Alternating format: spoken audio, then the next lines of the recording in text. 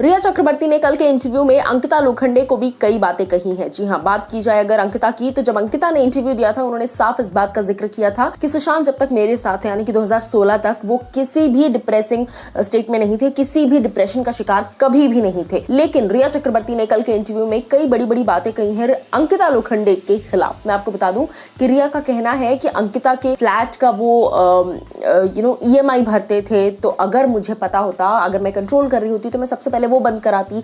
उसके बाद रिया ने कहा कि अंकिता और सुशांत जो है, इन दोनों की आपस में बातचीत हुई थी या फिर ये 4 साल तक टच में नहीं थे। रिया के कल के इंटरव्यू से इस बात का जरूर पता चल गया कि जिस तरीके से कई लोग जो है वो गलत अफवाहों पर विश्वास कर लेते हैं, वैसे ही रिया भी उनमें से एक है, क्योंकि अंकिता लोखंडे ने कहीं पर भी किसी भी प्लेटफॉर्म पर ये नहीं कहा कि उनकी सुशांत के साथ कोई बातचीत थी या वो सुशांत सिंह राजपूत के साथ टच में थी। अंकिता ने स्पेसिफिकली ये बात कही थी कि सोशल मीडिया पर एक मैसेज एक्सचेंज हुआ था मणिकर्णिका के इंटरव्यू के टाइम पर, और वो बात ही अंकिता ने क्लैरिफाई कर दी थी। उसके अलावा 4 साल तक वो बिल्कुल भी सुशांत सिंह राजपूत के टच में नहीं थी, ये बात उन्होंने क्लैरिफाई कर दी।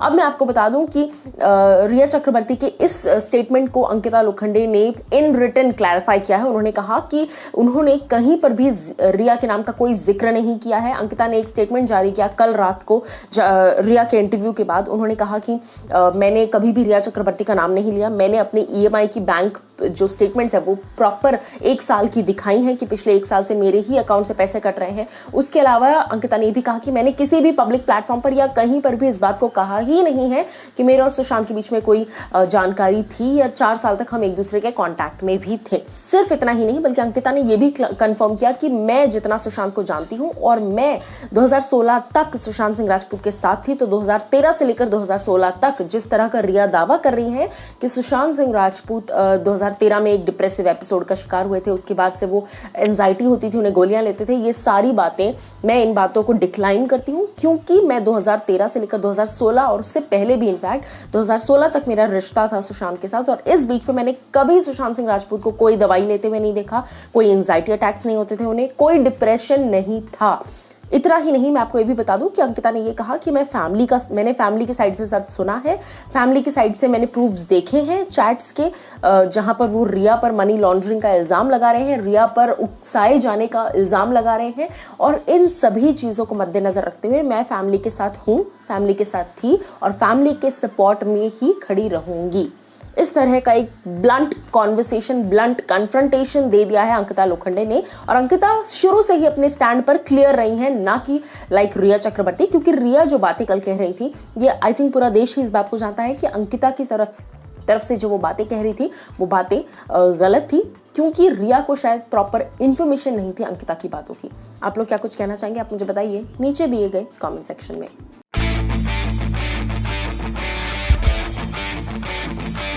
महेश भट्ट के साथ अपने कॉन्वर्सेशन पर क्लैरिफिकेशन दे दिया है रिया चक्रवर्ती ने। जी हाँ, hello guys, welcome to Movies Adda, मैं हूं ज्योति नाहक। अपना क्लैरिफिकेशन देते वक्त उन्होंने कहा कि क्या मेरा कोई गाइड नहीं हो सकता, क्या मेरा कोई वेल विशर नहीं हो सकता। मैंने भट्ट साहब से जो बातचीत की है वो सिर्फ एज अ वेल विशर बातचीत की है। अब मैं आपको डिटेल्स बताती हूँ, बताऊँ अगर आपको, तो सुशांत जिस दिन सुशांत के घर को छोड़कर रिया गई, यानी कि 8 तारीख को, रिया ने इंटरव्यू में कहा और वो लगातार कह रही हैं कि सुशांत ने मुझे कहा कि तुम जाओ, सुशांत ने मेरे से जिद की कि मैं घर छोड़कर जाऊं, जिस रीजन से मैं अपना सामान वामान सब कुछ लेकर सुशांत के घर से चली गई। क्योंकि यहाँ पर सामान का डिस्कशन नहीं आया था, लेकिन मैं जरूर लाना चाहूंगी इस बात का डिस्कशन कि अगर आपको सुशांत ने कहा था कि आप कुछ दिन के लिए चली जाओ, तो फिर आप अपना पूरा सामान लेकर क्यों चली गई सुशांत सिंह राजपूत के घर से।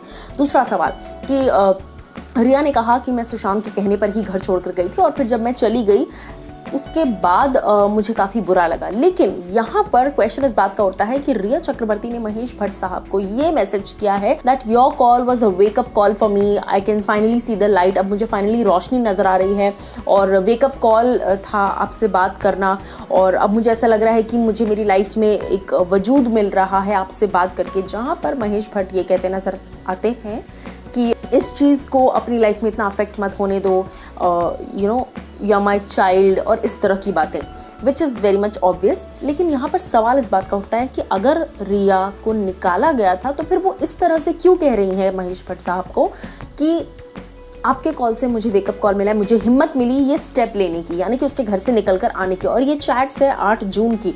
अब यहाँ पर रिया चक्रवर्ती कहती हैं कि उस चैट से सुशांत का कोई लेना देना ही नहीं है, वो इन जनरल में लाइफ की बातें कर रही थी, जहां पर महेश भट्ट जो है वो मेरे अच्छे गार्डियन हैं, एक आइडल है, एक गाइड है इंडस्ट्री में। तो वो जो है मुझे बीच बीच में ऐसे स्पिरिचुअल थॉट्स, ऐसे फिलोसॉफिकल बातें वो मुझे बताते रहते हैं, जिससे मेरी जिंदगी को मार्गदर्शन मिलता है। इस तरह की बातें रिया चक्रवर्ती ने कही। अब देखना ये होगा कि क्या कुछ सीबीआई इन चीज़ों पर इन्वेस्टिगेशन करती है, क्योंकि ये जो सर्कल घूम कर आ रहा है कि 8 जून को आप उनका घर छोड़कर गई, 8 जून को आपने महेश भट्ट से बात की, महेश भट्ट ने आपको लाइट दिखाई, अंधेरे में आपको एक रोशनी का सहारा दिया महेश भट्ट ने, उनका कॉल आपके लिए वेकअप कॉल था, लेकिन फिर आप कहती हैं कि सुशांत ने मुझे लेकर निकाला घर से। तो कहीं ना कहीं चीज़ें बहुत कॉन्ट्रास्ट है, प्रूफ्स बहुत कॉन्ट्रास्ट है। तो क्या कुछ आप कहना चाहेंगे इस पर, या आप मुझे बताइए नीचे दिए गए कमेंट सेक्शन में।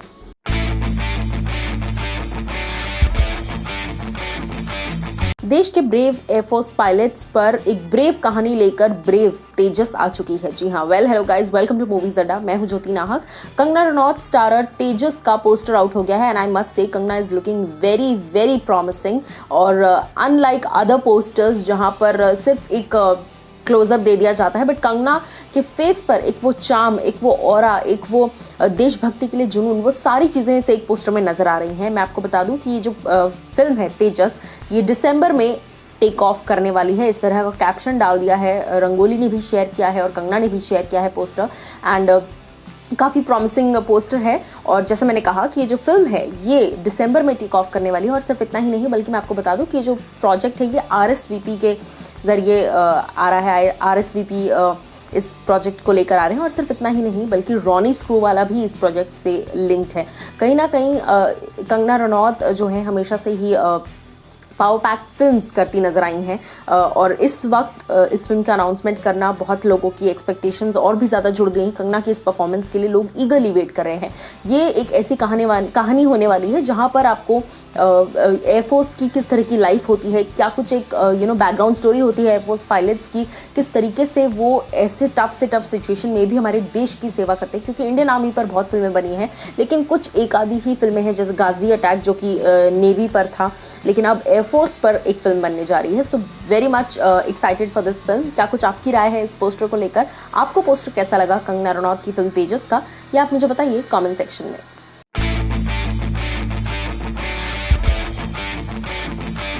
सलमान खान के फैंस के लिए है आज खुशी का दिन। ऐसा क्यों, ये मैं आपको बताती हूँ। Hello guys, welcome to Movies Adda. मैं हूँ ज्योति नाहक। बता दो आपको कि सलमान खान का आज इंडस्ट्री में सलमान खान को 32 इयर्स पूरे हो चुके हैं। जी हाँ, 30 से भी ज्यादा, यानी कि 32, ऑफ कोर्स 32 इयर्स पूरे हो चुके सलमान खान को। And her Salman Khan fan इस वक्त खुश है। मैं बता दूं आपको कि सलमान ने अपने करियर की शुरुआत की थी मैंने प्यार किया। ये आपकी गलतफहमी है। मैंने प्यार किया was not the first film. Salman Khan ने अपने करियर की शुरुआत की थी बीवी हो तो ऐसी से। जी हाँ, बीवी हो तो ऐसी में रेखा जी थी। और उस फिल्म के बारे में अगर मैं बताऊं तो उस फिल्म में सलमान खान का एक छोटा सा रोल था, देवर का रोल था रेखा जी के। लेकिन उस फिल्म के बाद सलमान की करियर जो है वो स्टार्ट हुई और मैंने प्यार किया was the first main lead film जो उन्होंने की। और तब से लेकर अब तक जो सिलसिला चलता आया है, लोगों का प्यार सलमान के लिए सिर्फ बढ़ता आया है। मैं आपको बता दूं कि हालांकि बीच में एक फेज ऐसा भी था जो कि हर एक्टर के करियर में आता है, जहां सलमान की हर फिल्म ऑलमोस्ट फ्लॉप हो रही थी, चाहे वो वीर हो या फिर फिल्म्स लाइक युवराज हो। इस तरह की फिल्में, मैं और मिसेस खन्ना, इस तरह की फिल्में लगातार फ्लॉप हो रही थी। लेकिन फिर एक वक्त आया, वांटेड वो फिल्म थी जिसने सलमान के करियर को एक वापस से एक टर्न दिया। सो टर्निंग पॉइंट सलमान के करियर का वांटेड थी। वांटेड के बाद से लगातार फिल्में जो है सलमान की हिट होती आई हैं और ये रिकॉर्ड अब तक कायम है। मैं आपको बता दूं कि अगर फ्यूचर प्रोजेक्ट्स की बात की जाए, हाल ही में सलमान ने ऑफकोर्स दबंग 3 रिलीज की। दबंग 3 वाज अ एवरेज हिट। उसके बाद अगर मैं बात करूं तो बात की जाए अगर फ्यूचर फिल्म्स की, तो फ्यूचर ऑफकोर्स राधे, कभी कभी दिवाली, टाइगर 3, जी हाँ टाइगर का 3rd एडिशन, ये सारी फिल्में टाइमलाइन पर हैं और ये सारी फिल्में बहुत जल्द रिलीज होने की कगार पर हैं और शूटिंग शुरू होगी ऑफकोर्स टाइगर 3 की। सो क्या कुछ आप कहना चाहेंगे सलमान खान के लिए? 32 इयर्स सलमान कंप्लीट कर चुके हैं इंडस्ट्री में। कमेंट सेक्शन में जाकर बताना ना भूलिए। दिस इज ज्योति नाहक साइनिंग ऑफ।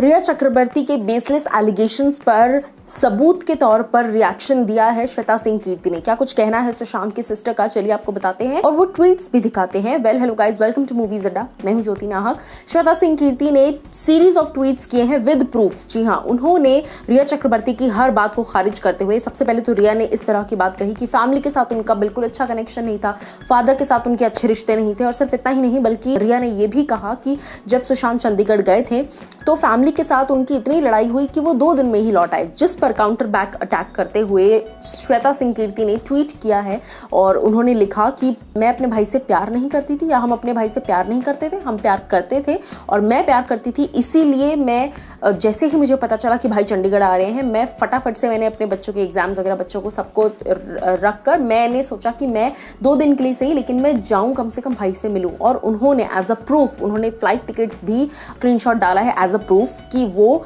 उसी दिन जिस दिन उन्हें पता चला कि सुशांत सिंह राजपूत चंडीगढ़ आ रहे हैं वो पहुंची चंडीगढ़, लेकिन वो मिल नहीं पाई सुशांत से क्योंकि उनके पहुंचने से पहले ही सुशांत वहां से निकल गए। किस लिए निकल गए ये भी उन्होंने लिखा है कि रिया चक्रवर्ती के लगातार बैक टू बैक 25-30 कॉल्स की वजह से Sushant was pressurised to leave Chandigarh as soon as possible and वो मुंबई वापस आए बिकॉज उन्हें आइसोलेट किया जा रहा था। सिर्फ इतना ही नहीं बल्कि उन्होंने कहा कि फैमिली जो है वो हमेशा साथ रही है सुशांत के और हमेशा प्यार किया है, फैमिली के साथ बहुत अच्छा रिलेशन रहा है। So dare anyone point any finger at family. और सिर्फ इतना ही नहीं, श्वेता सिंह कीर्ति ने यह भी लिखा कि रिया जो बातें कर रही हैं कि क्यों नहीं बताया फैमिली को अगर मैं आइसोलेट कर रही थी, तो श्वेता सिंह कीर्ति ने इस बात का भी खुलासा किया कि जनवरी में ही भाई ने यानी कि सुशांत सिंह राजपूत ने जनवरी में ही रानी दी जो कि सबसे बड़ी दीदी हैं, उनको कॉल करके बता दिया था that he is being drugged, he is being isolated and उनके साथ कॉन्स्पिरेसी हो रही है। इस बात को सुशांत ने खुद ही बता दिया था और इसीलिए वो चंडीगढ़ आना चाहते थे, लेकिन रिया के बैक टू बैक कॉल्स की वजह से सुशांत को वापस लौटना पड़ा।